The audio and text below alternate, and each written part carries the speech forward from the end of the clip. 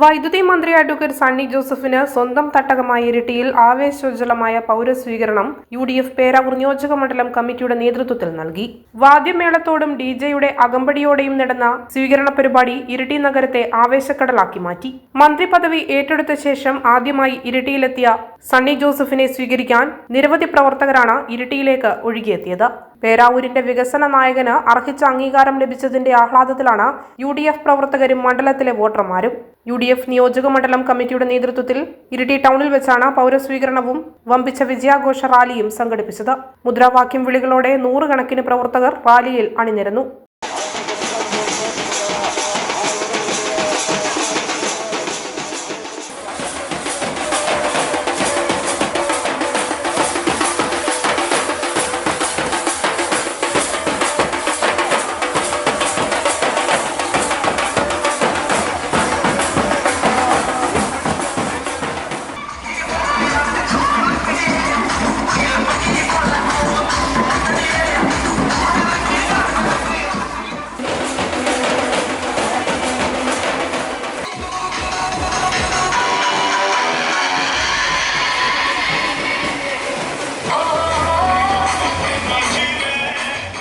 തുറന്ന വാഹനത്തിൽ അഡ്വക്കേറ്റ് സണ്ണി ജോസഫ് ജനങ്ങളെ അഭിവാദ്യം ചെയ്ത് നീങ്ങി.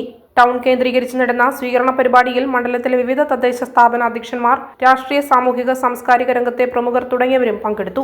പേരാവൂർ മണ്ഡലത്തിന്റെ സമഗ്ര വികസനത്തിനും പ്രത്യേകിച്ച് മലയോര മേഖലയിലെ വൈദ്യുതി പ്രതിസന്ധികൾക്കും പരിഹാരം കാണാനും പുതിയ മന്ത്രിസ്ഥാനം വലിയ ഊർജ്ജമാകുമെന്നാണ് ജനങ്ങളുടെ പ്രതീക്ഷ.